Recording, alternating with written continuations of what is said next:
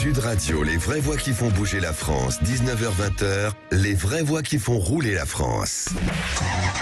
Il va falloir que cette voiture soit conforme. Vous voyez l'automobile derrière moi? On va pas s'engueuler pour une bagnole. Eh bien, elle est absolument impeccable. Nous avons les béquilles, ce qu'on appelle les béquilles. L'auto, monsieur Fernand, l'auto. Eh bien, avec ça, vous êtes sur une autre galaxie. Ah ouais. Ça pousse. Et bienvenue dans les vraies voix qui font rouler la France comme tous les jeudis. Frédéric Berendel est avec nous et Oui, au sommaire toujours. de cette émission, absolument. Les zones à faible émission, l'État va devoir revoir sa copie d'ici 2024. 13 millions de véhicules seront interdits à la circulation des plus grandes métropoles. Un sujet qui crispe forcément les usagers, qui risque de creuser des fractures sociales et territoriales. Le Sénat s'est emparé de ce sujet et prévoit un assouplissement du calendrier des restrictions et le renforcement des aides à l'achat de véhicules propres. Philippe Tabarot, sénateur LR des Alpes-Maritimes, sera avec nous. Land Rover, une page se tourne. En pleine restructuration, la célèbre marque Land Rover va s'effacer pour laisser la place à 4 autres griffes automobiles. Range Rover, Discovery, Defender et Jaguar. La nouvelle entité qui se prénomme JLR adoptera un concept dit de maison des marques pour renforcer la valeur d'exclusivité de chaque famille de véhicules, avec à la clé une nouveauté, le Range Rover Sport SV ou qui est le SUV le plus puissant jamais produit par le constructeur, et d'autres devraient suivre. Laurent Le Tourneur, le directeur marketing de Jaguar Land Rover France, est avec nous. Bonsoir. Bonsoir à tous les deux. Et puis elle faut rêver, elle nous ramène à nos jeux d'enfants, nos films cultes, les voitures historiques. Certains ne rompent pas avec leur passion et deviennent vendeurs et réparateurs professionnels de ces véhicules de légende. C'est le métier Mobiliance que nous découvrirons ce soir. Et pour en parler, Michel Loreille sera avec nous, président du métier véhicule historique de Mobiliance. À quelques jours de la présentation d'un plan pour la jeunesse, à l'issue d'un conseil national de la refondation dédié à cette question, le gouvernement avance ses pions sur le thème de la mobilité et pourrait annoncer un abaissement de l'âge légal pour passer le permis à 17 ans. Patrice Bessonne, président national de Mobiliance du métier, sera notre invité pour en parler. Bienvenue dans les vraies voix qui font rouler la France. Les vraies voix Sud Radio. Et l'entreprise britannique qui appartient au groupe indien Tata Motors se déploie sous une maison de marque Range Rover, Discovery, Defender et Jaguar. Laurent Le Tourneur est avec nous. Bonsoir. Bonsoir. Merci d'être en direct sur Sud Radio, directeur marketing de Jaguar Land Rover. La question... Maison de luxe, hein, maison de luxe. Ah bah oui, hein. oui, ça ouais. c'est maison de luxe. La première question, c'est la marque historique Land Rover va donc disparaître au profit d'une maison de marque? Alors, je ne parlerai peut-être pas de disparition. On va dire qu'on a lancé une nouvelle stratégie il y a de cela 2 ans, ce que nous avons appelé le plan Reimagine. Et l'objectif, c'est de devenir la référence en ce qui concerne la création de véhicules incarnant le luxe moderne, aussi bien au niveau des produits que des services. Et donc, pour incarner cette nouvelle stratégie, nous avons pris la décision de garder, on va dire, la caution Land Rover, c'est-à-dire que le produit Land Rover, la marque Land Rover restera en tant que caution. En fait. Voilà, le côté historique pour montrer qu'il y a une histoire. Et quand on parlera de produits Land Rover, on prendra tout de suite à la technologie qui est associée à Land Rover, les capacités 4x4 tout-terrain qui sont propres à notre marque. Par contre, ce qu'on va maintenant, c'est communiquer, faire vivre des expériences à nos clients en fonction de 4 maisons de marque. On va dire 3 maisons de marque pour l'ex-Land Rover et aussi la maison de marque Jaguar. Donc on aura Defender, Range Rover et Discovery. Mais quel intérêt alors? Vous n'êtes pas les premiers à faire ça. C'est quoi? C'est mutualiser pour être plus fort? C'est surtout donner un caractère exclusif à chacune des marques. Quand vous pensez à Defender, c'est une marque qui a été créée en 1948. Donc elle n'est pas toute jeune, elle a un historique. On est aux années après-guerre. On a besoin de produire un véhicule utilitaire robuste, économique, qui a cette capacité de tracter et de supporter de lourdes charges, et donc a été créé le Defender. Depuis maintenant plus de 75 ans, le Defender existe, donc c'est une marque à part entière déjà aujourd'hui. Et c'est quoi l'identité qu'on veut donner à ces marques, si on les prend une, par exemple? Là, le Defender, c'est quoi? C'est le côté je crapahute, sportif, endurant? Voilà, alors comme nous sommes des marques anglaises, je vais utiliser un terme anglais, ce qu'on dit, c'est on embrace the impossible. Donc c'est-à-dire dépasser les limites. Et c'est vraiment le cas d'un Defender. On dit souvent que le Defender monte aux arbres, mais il a des capacités de tout-terrain qui sont vraiment uniques. Grimper aux arbres. Oui, on dit souvent ça, mais c'est aussi important. Et ça aussi des vertus qui sont quand même importantes, puisque la Croix-Rouge utilise beaucoup ces véhicules-là. Pendant les périodes de guerre, l'armée britannique utilisait beaucoup ces véhicules-là parce qu'ils ont cette capacité aussi sociétale d'aider à aller chercher aussi des personnes qui sont en difficulté. Mais et pour les autres, par exemple. Oui, Jaguar, par exemple, c'est très prestigieux, Jaguar. Alors oui, Jaguar, même si c'est un peu à part, parce que ça appartient au groupe JLR qu'on a créé, Land Rover, Jaguar, oui, c'est un mot à part. Après, si on continue Discovery, par exemple. Alors Discovery, là, on va être en plein sur ce qu'on appelle Family and Leisure, c'est-à-dire un véhicule familial, un véhicule destiné au loisir, un véhicule qui est souvent proposé ou principalement proposé en 7 places. Et là, l'idée, c'est on prend un Discovery, on a le kitesurf, on a les planches de surf, on emmène ses copains et la famille, C'est un on petit peut peu passer le un petit côté peu Camel partout. Trophy de l'époque. Exact, Voilà, ou on le est un peu G4, dans- le ouais. G4 Challenge. Cécile, c'est un peu vous, ça. Ouais, Le G4, c'est- mais Cécile aussi, il y a Range Rover. Et Ouais. Range Rover, on est là plutôt positionné sur ce qu'on appelle le lead by example. Donc c'est des clients qui... Bon, exemple, Cécile, I'm not sure. But pas tout à fait sure. Hein, quand Mais si, tout à fait. Lead by example, c'est des personnes inspirantes qui sont des références dans leur domaine de prédilection, dans leur domaine de compétences. Et donc, c'est ces différents positionnements qu'on va travailler. On est au début de l'histoire, donc maintenant il va falloir vraiment travailler et montrer l'exclusivité que représentent ces différentes maisons. On a plein d'idées, on a déjà activé sur Defender, puisqu'on sort d'une superbe Defender House qu'on a créée à Biarritz pour faire vivre à nos clients des expériences Ah oui, uniques. c'est fait à Biarritz, ouais. Oui, à Biarritz, on l'a fait pas très loin du top 14, puisque les demi-finales avaient lieu à Saint-Sébastien. Donc Oui. on a invité, avant d'aller au match, nos clients à découvrir les premières Defender House. Sympa. Range Rover House suivra sur la Côte d'Azur cet été, donc on a plein de choses à faire vivre à nos clients, mais aussi à nos prospects, puisque nous accueillons tout le monde. Comment vous allez faire sur les concessionnaires? Il va falloir réorganiser tout ça. Est-ce que c'est le réseau qui va reprendre la main sur toutes ces marques? Alors oui, tout à fait. Notre réseau existant Land Rover a investi fortement dans de beaux écrins. De belles voitures, il faut aussi de beaux écrins pour accueillir notre clientèle. Et donc, on va au fur et à mesure modifier l'architecture, on va dire le naming de ces différentes marques pour que les clients qui viennent dans les concessions existantes se sentent chez Discovery, Range Rover et Defender. Mais il y a quand même un fil conducteur. On parlait de luxe tout à l'heure, c'est-à-dire sur les 4 là, on est à chaque fois sur du high level puisqu'on parlait anglais. Sur de l'expérience surtout peut-être. Oui, tout à fait. C'est encore une fois notre positionnement. Quand on parle d'une marque comme Jaguar, c'est des marques très exclusives. Range Rover, en 1970, quand on a créé le Range Rover, c'était le premier véhicule 4x4 de luxe. Et depuis 53 ans, il est dans cette lignée. Donc, on a un historique, on a un ADN très fort et en fait l'idée aujourd'hui c'est de monter toujours plus haut au niveau du luxe et faire vivre aussi des expériences uniques à nos clients. Ça c'est vraiment important de faire vivre une différence. Alors quand on voit les nouveaux modèles qui arrivent, on sent que le design a été extrêmement soigné. Alors qu'on reconnaît la patte, hein. Range Rover, Land Rover, on les reconnaît, mais on sent qu'il y a quelque chose de plus, quoi. C'est plus spectaculaire en les regardant. Tout à fait, et c'est vraiment la signature, on va dire le coup de crayon de nos designers britanniques. Vous parlez de collection d'ailleurs, vous. Oui. Hein. Oui, comme dans des marques de luxe, hein, nous avons 4 marques de luxe, mais à l'intérieur de ces marques de luxe, nous avons proposé à nos clients des collections. J'étais en réunion cet après-midi avec le designer en chef de Jaguar Land Rover et il nous expliquait aussi la créativité au niveau du design. Et à chaque fois, c'est des lignes épurées. Il ne faut pas qu'il y ait beaucoup de lignes dans les voitures. Il faut que les lignes soient épurées et qu'on reprenne toujours l'histoire, le passé. Et quand je vous disais, quand on prend le Defender de 1948 et le Defender d'aujourd'hui, on retrouve beaucoup de filiation. Et pareil en ce qui concerne le Range Rover. Donc cette histoire de filiation est vraiment importante. Beaucoup de choses aussi sur de nouveau, forcément la technologie, très technologique. Quand vous parliez de luxe moderne forcément technologie, des clients qui sont en demande d'une voiture très équipée. Toujours plus. Oui. Toujours plus. En fait, l'idée dans notre signature en termes de design, c'est que l'intérieur du véhicule soit le plus épuré possible. Nous n'aimons pas avoir des boutons à droite à gauche à profusion. Par contre, tout doit passer par la console centrale. C'est quoi l'option la plus surprenante pour vous? La plus surprenante? Faites-nous rêver. Qu'est-ce que vous avez sorti là comme petite option? Moi, j'ai découvert sur le Range Sport là, le siège, où vous sentez la musique en fait. Le siège, c'est électronique. En fait, la les musique. Vibrations de Oui, en fait, c'est une expérience en fait. Ou alors alors vous avez raison, mais c'est aussi les appuis-têtes, puisqu'il y a un système au niveau des appuis-têtes, on met un correcteur de bruit. Donc quand il y a des bruits parasites qui peuvent arriver en dehors du véhicule, vous avez un système au niveau des appuis-têtes qui corrige ces bruits parasites pour que ce soit la totale quiétude pour le client. Ça c'est génial. Il y a aussi un important aussi, puisqu'on a parlé de la technologie et du design, c'est la performance, parce que ce sont des véhicules extrêmement performants et sur lesquels, alors on va parler d'électrique dans quelques instants, mais on va loin. Vous parlez de la consommation, c'est fort. ça? Non, de la performance du véhicule.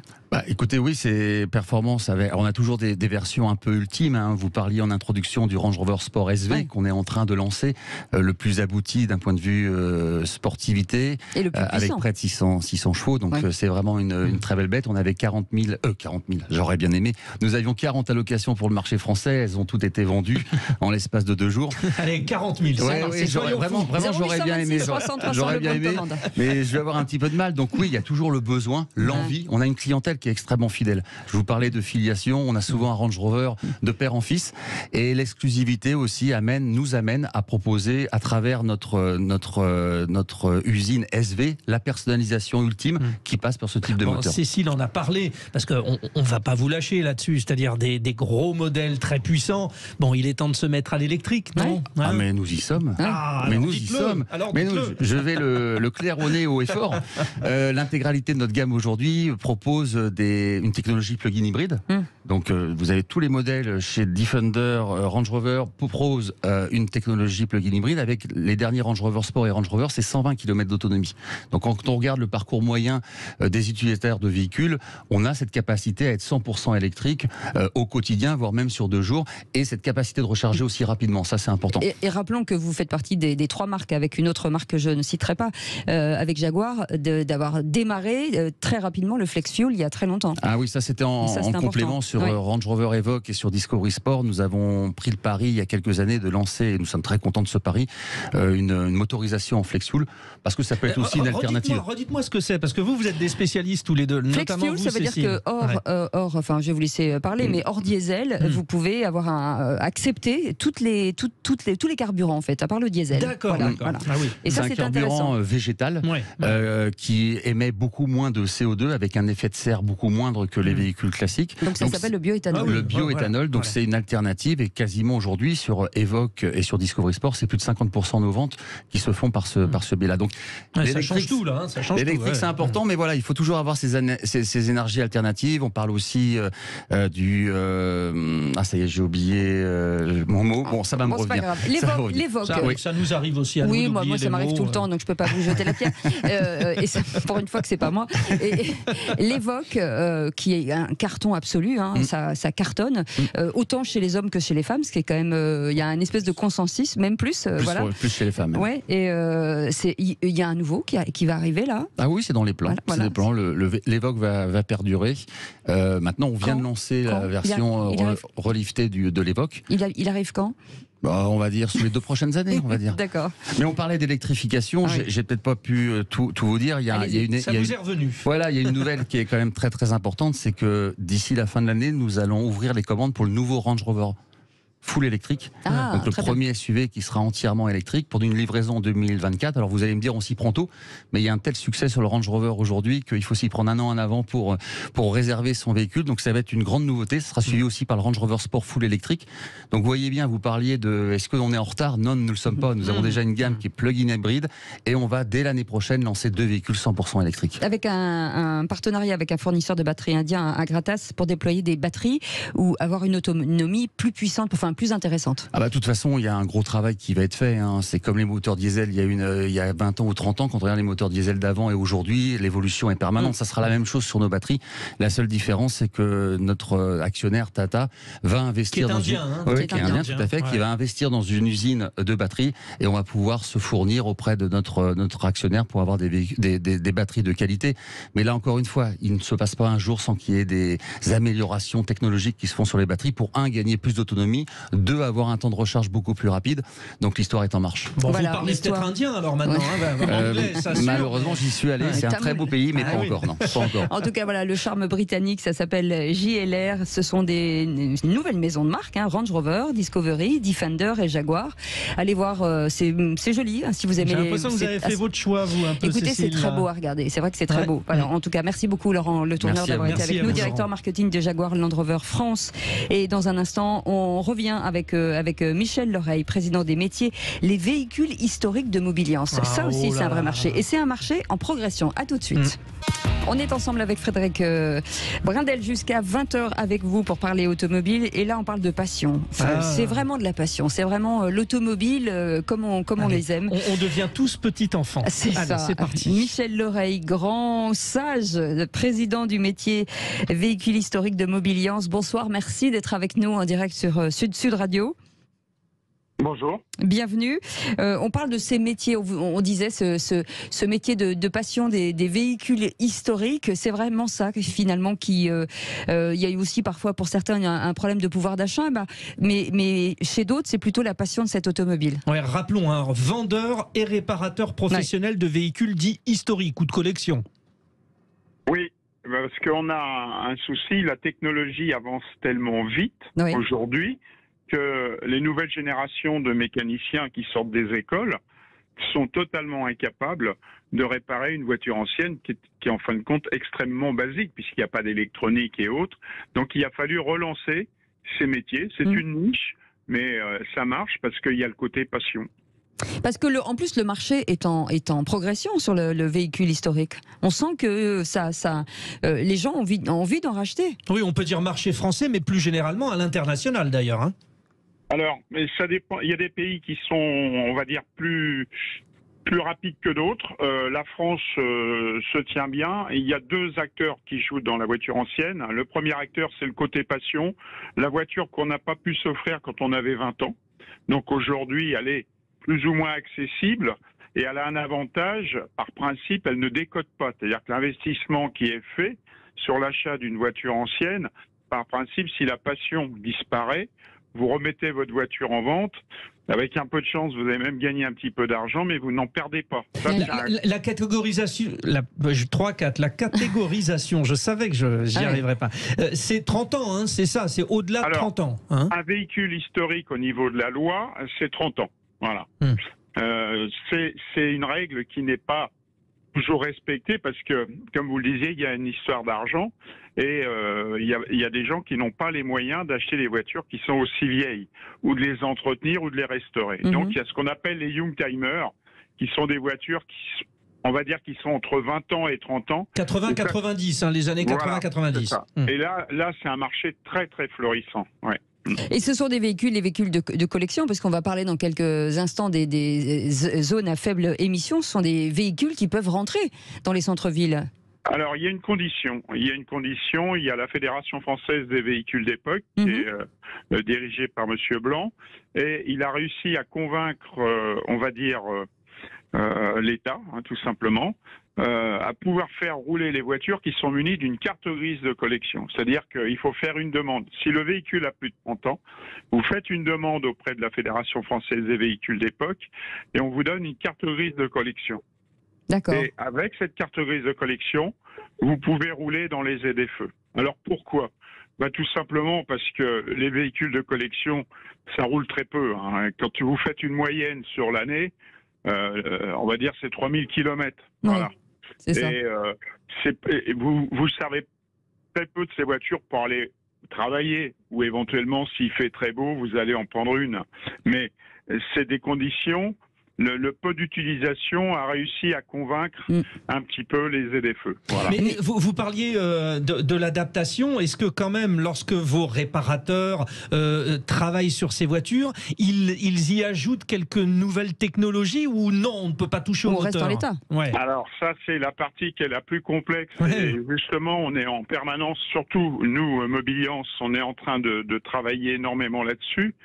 Il y a des améliorations qui sont évidente à faire sur des voitures. On peut améliorer le freinage, on peut améliorer des tas de choses. Par contre, vous n'avez pas le droit de modifier une voiture par rapport à son cahier des charges passé aux mines à l'époque. Par exemple, si vous avez une petite Austin Mini qui existe, qui ont existé jusqu'à la fin de leur vie avec une boîte 4 vitesses, vous pouvez pas adapter une boîte 5 vitesses ou 6 vitesses qui existe sur le marché, qui est fabriquée en Angleterre. Si vous faites ça, vous êtes un petit peu hors la loi. Voilà. Donc, il y a beaucoup de choses où il faut encore clarifier certaines réglementations. Et parce que vous avez beaucoup de voitures qui améliorent le freinage. C'est-à-dire que il y a des kits qui existent pour passer de frein tambour à frein à disque. Exactement.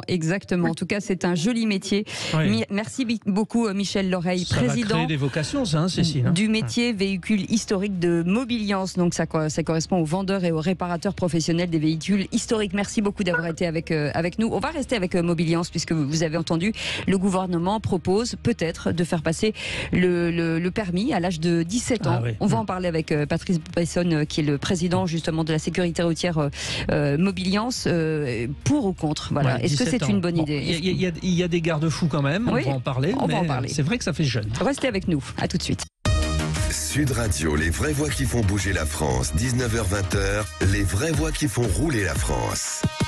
Ça roule, Frédéric Vinzel? Oui, j'ai eu le permis, moi, ça y est. C'est bien, vous l'avez eu la première fois? Ouais, En une fois? Oui, du premier coup. Du premier coup. Ouais, Je cherchais le mot, c'était pas facile à dire. Les cyclistes, quand on fait la compétition de cyclisme, on est bien, on a le sens des trajectoires. Et le code, vous avez fait combien de fautes? 3, je crois. Ouais. Tout du premier coup. À chaque fois qu'on demande à quelqu'un, vous fait combien de fautes? Oui, à peu près 3. Non, mais hier, on s'est posé la question, vous ne l'avez pas posée. J'ai eu 5 au bac de philo. En revanche, je l'avoue, là, j'ai pas été bon. Oui, mais bon, oui. Bref, j'ai du mal à le croire. Allez, Je vous dis la vérité. Oui, on va revenir sur cette proposition d'abaisser l'âge d'obtention du permis de conduire à l'âge de 17 ans. Alors, est-ce que c'est une bonne ou une mauvaise solution? Mais on en parle quand même depuis 2009. Il y a un rapport qui avait été conduit, en tout cas, pour cet abaissement de l'âge du permis de conduire. Édouard Philippe l'avait mis un petit peu de côté. Valérie Pécresse en avait parlé dans son programme. On va demander à un spécialiste, Patrice Besson, qui est avec nous. Bonjour. Merci d'être avec nous en direct. Vous êtes président national Mobiliance du métier éducation sécurité routière. Le permis de conduire, c'est un sujet très important. Et je sais que vous le portez déjà à l'endroit des étudiants et des jeunes. Est-ce que c'est une solution qui peut finalement plaire à tout le monde d'abaisser cet âge du passage de permis à 17 ans? Alors, c'est une très bonne mesure si. Ah, voilà. Il y a un si. Il y a un si, d'abord, premièrement, pour Mobiliance, ce serait plus sécurisant que ce soit les jeunes issus de la conduite accompagnée. Ils passent déjà l'examen, ils peuvent le passer à 17 ans, mais ils n'ont pas le droit de conduire à 17 ans, il faut qu'ils conduisent toujours en phase accompagnée avec les parents. Ça peut commencer à 15 ans, hein, c'est ça la conduite accompagnée? La conduite accompagnée, on commence à 15 ans, tout à fait, et on peut passer le permis, c'est la seule filière où on peut passer l'examen du permis de conduire à 17 ans. Sauf à 17 ans, on l'obtient, on ne peut pas conduire, il faut attendre 18 ans, on ne peut que conduire avec l'accompagnateur. Donc pour nous, ce serait une bonne mesure, de pouvoir les laisser partir seuls, sachant que la conduite accompagnée, il y a quand même 2 clauses de revoyure au bout de 1000 km et de 3000 km. Qu'est-ce que j'appelle des clauses de revoyure? C'est-à-dire du retour à l'école de conduite pour travailler sur les comportements. Donc c'est un système un peu de post-permis. Maintenant... Oui, parce que Patrice Besson, il faut être certain que le jeune ait travaillé sur cette conduite accompagnée, parce que c'est bien de le dire, mais il faut l'avoir fait aussi. Donc complètement, mais ça, la clause de revoyure est obligatoire dans les auto-écoles. Et quand vous parlez de comportement, c'est ça, hein, c'est-à-dire l'entraînement, l'habitude. Non, pas l'entraînement, le bon comportement, c'est-à-dire bien comprendre les situations à risque. On appelle ça, si vous voulez, aujourd'hui, la psychologie de la conduite. Ah, d'accord. Parce que j'ai entendu que vous n'avez pas trop fait de fautes et vous aviez des bonnes trajectoires, mais ça, c'est quand il y avait personne sur la route que c'était intéressant. Non, je plaisante. J'étais en Ile-de-France, il y a un petit peu de monde quand même, vous savez. Des bonnes trajectoires et vous avez eu peu de fautes au code, mais maintenant ça suffit pas. Voilà, il faut un peu de la psychologie de la conduite. Alors si maintenant la Première ministre l'ouvre à l'ensemble des jeunes, pour moi, il y a 3 éléments indispensables. Le premier, c'est qu'on mette en place une clause de revoyure pour ces jeunes qui conduiraient à partir de 17 ans au bout de 6 mois. On sait que là, c'est là où le risque est le plus important. Il faut les revoir et avoir un rendez-vous théorique sur la psychologie de la conduite et le comportement. Deuxième élément à ne pas négliger, il va falloir trouver plus de production de places d'examen. Oui, bien sûr. Donc il va falloir faire coïncider cet abaissement de l'âge avec l'arrivée de nouveaux inspecteurs, voire des contractuels. Ça, ce sera indispensable si on veut que ça marche. Et le troisième élément, qui pour moi est le plus important, il ne faut pas que cette mesure soit une mesure qui soit taxée de mesure pour les riches. Je m'explique. Pourquoi je dis ça? Parce qu'aujourd'hui, les jeunes passent le permis vers 20 ans ou 21 ans. Pas parce qu'ils ont envie de le passer à 20 ou à 21 ans, c'est parce qu'ils travaillent. Ça coûte trop cher. Et puis, je ne dirais pas que ça coûte trop cher. Ça a un coût. Mais il faut acheter une voiture derrière, surtout. Voilà. Surtout, c'est que les jeunes travaillants, ils peuvent financer leur permis par le compte personnel de formation. En abaissant l'âge, vous allez obligatoirement fracturer les différentes familles. Il y a ceux dont les parents pourront payer cette formation et ce permis à 17 ans, et il y a ceux qui ne pourront pas le faire. Donc ça va être une mesure d'exclusion et pas d'inclusion. C'est pour ça que nous disons au ministère, très bonne idée, mais dans ces cas-là, il faut permettre que le compte personnel des parents puisse être cédé tout ou partie aux enfants de 17 ans. On ne peut pas faire une mesure excluante, on doit faire une mesure incluante. Et le financement est important, autrement ça va être taxé de mesures pour les riches. Oui, c'est vrai. Et là, j'imagine que vous avez fait cette proposition. Ça en est où? Est-ce que vous avez des retours? Pour l'instant, malheureusement, pour l'instant, non. Pour l'instant, c'est comment je pourrais dire, les choses ne sortent pas des ministères. Je sais qu'ils sont en train d'y travailler ardemment. J'ai eu un bureau du Conseil national de la sécurité routière hier sur Paris. On n'a pas plus d'informations que celles que vous venez de citer.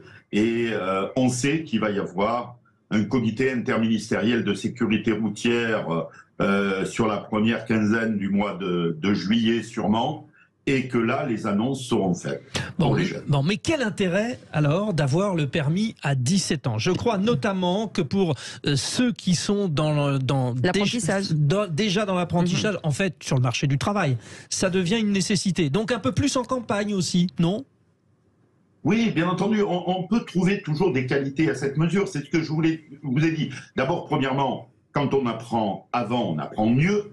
Deuxièmement, il y a dans le monde rural une obligation d'avoir quand même un véhicule parce que c'est très difficile les transports en commun, vous l'avez dit. Et puis il y a des apprentis qui peuvent utiliser cela, bien qu'il y ait déjà des mesures affectées pour eux. Patrice Besson, oui. Pardon, je vous coupe parce qu'il nous reste très peu de temps. Est-ce qu'à 17 ans, on est suffisamment mûr pour conduire seul une voiture? Parce que quand on regarde les chiffres, entre 18 et 24 ans, 17% des accidents de la route sont justement dans ces catégories d'âge. Est-ce qu'à 17 ans, on est capable de prendre la route tout seul? À 17 ans, on n'est pas capable de prendre la route tout seul si à un moment donné, on n'est pas revenu avec un professionnel pour faire les aptitudes que je vous ai évoquées. Je rappelle que les autres pays européens le font. L'Autriche le fait. La Slovaquie, l'Irlande, le Royaume-Uni, les États-Unis aussi. Mais ils obligent les jeunes à refaire une formation sur le comportement et sur la psychologie de la conduite. C'est pour ça que je dis c'est vraiment nécessaire si on élargit à tous les jeunes de 17 ans. Merci beaucoup Patrice Besson d'avoir été avec nous, président national de Mobiliance du métier d'éducation et sécurité routière. On parle. Merci beaucoup Patrice.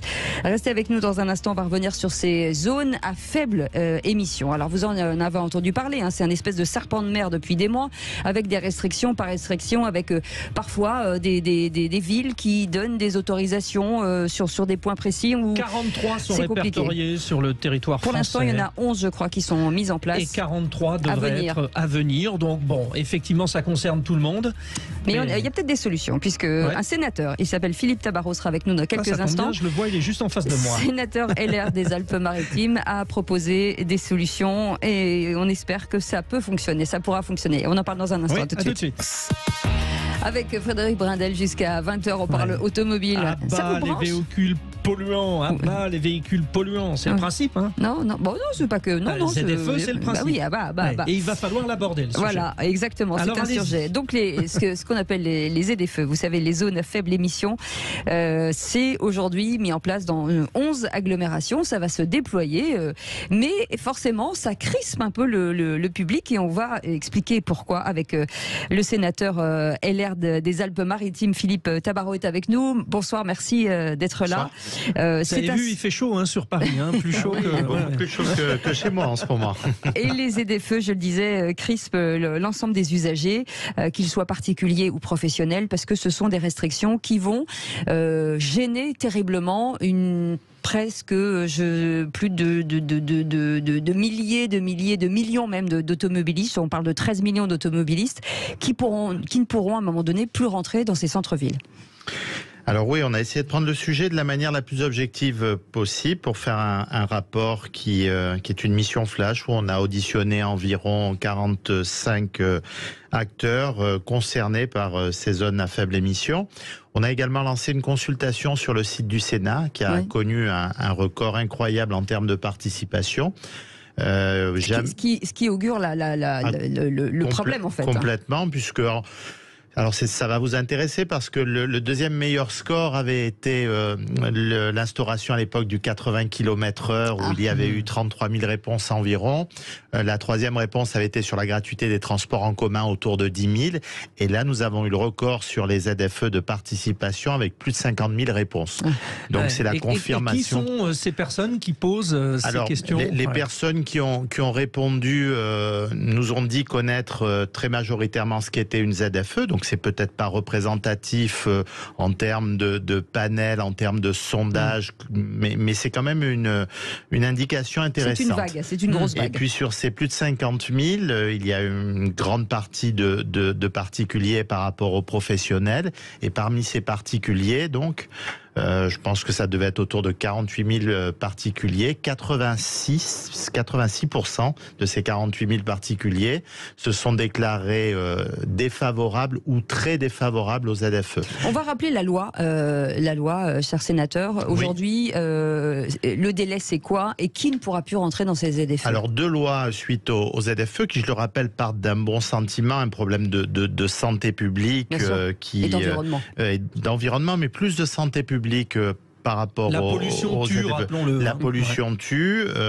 Environ 7000 personnes sur ce que produit particulièrement le routier, c'est-à-dire des NOx. Et les particules fines, il y a d'autres sources d'émissions de particules fines. Et là, faut le dire, le routier n'arrive qu'en 3e ou 4e pollution. Il y a d'abord le chauffage à bois, il y a l'industrie, il y a l'agriculture intensive. Il faut quand même le rappeler. Donc suite à ces chiffres, 2 lois, la loi d'orientation des mobilités puis la loi climat et résilience ont décidé d'instaurer ces ZFE. 11 premières ZFE dans les métropoles françaises qui étaient en dépassement par rapport à cette pollution. Et puis, dans les années à venir, c'est-à-dire au maximum des agglomérations de plus de 150 000 exactement, pour le habitants. 1er janvier 25. Donc 11 plus 32, on arrivera aux alentours de 42-43 ZFE. Voilà ce que prévoit la loi. Mais et quelle vignette, critères il y a 1, 2, 3, 4, 5, hein, c'est ça. Voilà. Alors, donc, qui passe? les territoires ont la possibilité de fixer le calendrier tel qu'elles le souhaitent et Aurine qu'elle le souhaite. Simplement, l'État, à travers la loi, fixe quelques deadlines, comme on dit en bon français. Et par exemple, dans la loi d'orientation des mobilités plus climat et résilience, il est dit que les zones qui restent en dépassement, et en France globalement on sait que c'est Paris, Lyon, Marseille, voire Grenoble, voire Strasbourg, il faut instaurer l'interdiction des vignettes critère 5 avant 2023, critère 4 avant 2024 et critère 3 avant 2025. Et c'est là où se pose la question, parce que 2025 c'est dans 1 an et demi et 2025 c'est une échéance pour pratiquement plus d'un tiers, voire 40% du parc automobile en France. Vous redites, monsieur le sénateur, à tous les auditeurs de Sud Radio que s'ils ont un véhicule, chaque véhicule aujourd'hui doit avoir la vignette critère, quel que soit l'endroit où on est sur le territoire français. C'est ça. Hein, c'est une obligation sous peine d'une amende de 68 €. D'accord. Donc aujourd'hui, le constat est là, de se dire que 1 an et demi, pour certaines personnes, l'obligation de changer de voiture si vous êtes hors critères autorisés, ça n'est pas possible. Dans notre rapport, nous avons fait un certain nombre de recommandations. D'ailleurs, nous avons dit tout au début qu'il y a un vrai problème d'information aujourd'hui. Et puisque l'État nous dit que c'est un problème de santé publique, la santé publique, c'est de compétence d'État. Donc il ne faut pas laisser la main qu'au territoire pour faire cette publicité, ou en tout cas expliquer pourquoi on met en place des ZFE. Et on le voit, la pédagogie est quasiment nulle au niveau national. La concertation est quasiment nulle également, puisqu'on va se retrouver probablement avec 43 ZFE, vous l'avez dit, et avec des règles qui sont totalement différentes d'un territoire à un autre. C'est bien que les territoires puissent s'organiser comme ils le souhaitent, mais il y a une question de coordination, d'harmonisation qui va se passer. Moi, j'ai auditionné des artisans qui nous ont dit on travaille dans la journée à Saint-Étienne, à Lyon, à Valence, à Grenoble, et on a 4 règles différentes dans chaque zone. Oui, parce qu'il y a des dérogations. Alors, il y a des dérogations qui sont différentes. Donc, l'idée aussi du rapport, c'est de dire au niveau régional, il faut qu'il y ait une coordination menée par le préfet de région avec un référentiel commun quand les ZFE sont les unes à côté des autres. Une harmonisation, finalement. Une harmonisation, ce sera le cas dans les Hauts-de-France également, où il y a 6 ZFE qui vont être constituées les unes après les autres. Et puis surtout, on a voulu desserrer le calendrier parce qu'on se dit que ce n'est pas tenable que 25 pour pouvoir mettre en place ces ZFE et interdire les vignettes critères 3, c'est trop rapide. 2 ans pour tout changer, là. Oui, parce qu'il y a un problème de coût des véhicules, notamment électriques, pour ceux qui souhaitent passer à l'électrique. Les aides ne vont pas forcément à ceux qui en ont le plus besoin. Il y a beaucoup de ménages modestes qui veulent, mais qui ne peuvent pas opérer cette transition. Parce que même une électrique, même avec des aides, ça reste onéreux. Il y a un reste à financer qui est très lourd. Nous avions prôné déjà au Sénat depuis 2 ans le prêt à taux zéro garanti par l'État. Ça paraît indispensable. Ça paraît indispensable également d'aider les gens qui sont hors des ZFE. Et eux n'ont pas le droit à un certain nombre d'aides qui existent dans les métropoles parce qu'ils sont éloignés des ZFE. Ils ont souvent été exclus parce qu'ils ne pouvaient pas se loger dans les ZFE pour des questions financières. Et aujourd'hui, on les interdirait de revenir pour travailler ou pour avoir leur loisir. Il faut savoir que 50% des personnes qui viennent en ZFE viennent pour travailler mais habitent à l'extérieur. Et c'est ces personnes aussi qu'il faut aider. Mais il faut du temps pour aider. On cite toujours les exemples étrangers pour dire ça marche beaucoup mieux ailleurs. Où ça marche? Alors, moi j'ai été voir un petit peu, je me suis renseigné par rapport à des études de droit comparé qu'on a fait sur le Sénat. On s'aperçoit déjà qu'on est pas beaucoup en retard par rapport à un certain nombre de pays. On nous cite l'Allemagne, les Pays-Bas en exemple. Sachez qu'ils ne vont pas, avant 2030, supprimer les critères 2. Globalement, c'est le diesel. Donc, en France, certains veulent avancer le calendrier sur le diesel, mais les pays qui sont cités en exemple près de chez nous ne le font pas. Et puis, voilà, se pose la question du temps. J'ai vu en Belgique, on a vu l'exemple de Bruxelles met en place un certain nombre de mesures, mais ils l'ont fait sur le temps, ils l'ont fait en 18 ans. Nous, les ZFE tels qu'on les met en place en France, c'est sur 5 ans. Mais il faut tout simplement du temps. Monsieur le sénateur, surtout le problème, c'est qu'il n'y a pas d'alternative. Il y aurait des alternatives de transport en commun, ce qui n'est pas le cas. Alors tout a été fait à l'inverse. À Bruxelles, ça fonctionne bien. Mais oui, on a fait d'abord les ZFE et maintenant on nous parle de transport en commun. Le président Macron a parlé des RER métropolitains qui vont probablement se mettre en place dans 5, dans 10, dans 15 ans. On nous parle de cars à haut niveau de service également qui peuvent être des bons projets, mais tout ça prend du temps. Les transports en site propre, les tramways dans nos communes. Donc on a mis, comme le disent très justement les personnes dans l'étude qu'on a pu faire sur le site du Sénat, la charrue avant les bœufs, c'est exactement l'inverse. Et quand est-ce qu'on pose la question des parkings avec un tarif raisonnable où on laisse sa voiture et après on prend les transports en commun dans la ville? Parce que ça, c'est la logique. Pôle d'échange multimodaux, parking relais tout autour des ZFE, dans ce qu'on appelle la couture des ZFE, c'est la base. Sinon, ça ne peut pas fonctionner. À Bordeaux, ça marche. À Paris, c'est une catastrophe. En quelques secondes, est-ce que ça a une chance de passer? Parce que vu la grogne générale des artistes, des professionnels, des territoires... Je n'ai même pas eu le temps de parler des professionnels, mais non, voilà, c'est vraiment un souci aussi. Moi, j'ai posé mes 9 recommandations au ministre hier. Je lui ai posé la question lors des questions au gouvernement. Le ministre Béchu a dit qu'il ferait un certain nombre d'annonces le 10 juillet prochain. J'espère qu'il s'emparera de nos recommandations. Si ce n'est pas le cas, avec mes collègues du Sénat, nous déposerons une proposition de loi et j'espère qu'elle pourra prospérer dans le cadre de l'activité parlementaire traditionnel de notre beau pays. Merci beaucoup, Merci. sénateur Philippe Tabarot, sénateur LR des voit de plus en plus, Alpes-Maritimes. les sénateurs. J'ai Oui, l'impression mais c'est qu'ils bien, ouais, ils ouais. sortent. Sur les derniers débats, là. Voilà, ils sortent, ouais. c'est ça, Ouais. c'est ça. Merci en tout cas de nous avoir expliqué ces zones à faible émission. Vous pouvez bien entendu réécouter l'émission. Merci beaucoup Jean-Marie Bordré d'avoir préparé cette émission. Une Merci. grosse émission, lui. Une grosse Lui, émission, c'est pas oulala, une oui. faible émission, c'est une grosse émission. Et il est zéro carbone aussi. Ouais, en plus. Merci beaucoup aux équipes de Sud Radio. Dans un instant, on va vous parler argent. Hein, Oui, c'est avec Conseil de famille. Conseil de famille. C'est Philippe David qui le présentera Absolument. avec son talent habituel. Et notre ami Yvan Cujus dans un instant que vous pourrez découvrir avec ses invités. Pardon, on me dit oui dans l'oreille. Émilie Simon sera avec nous. Voilà. Émilie Simon. Voilà, on l'embrasse et on Bah vous oui, retrouve. bien sûr. Et demain, vous serez tout seul. Oui, et vous me merci laissez pour tout cette seul. semaine, Oh, bah, Frédéric c'était un Blondel. plaisir. Passez Allez, une à belle demain. soirée. Salut. À demain. À bientôt, Cécile.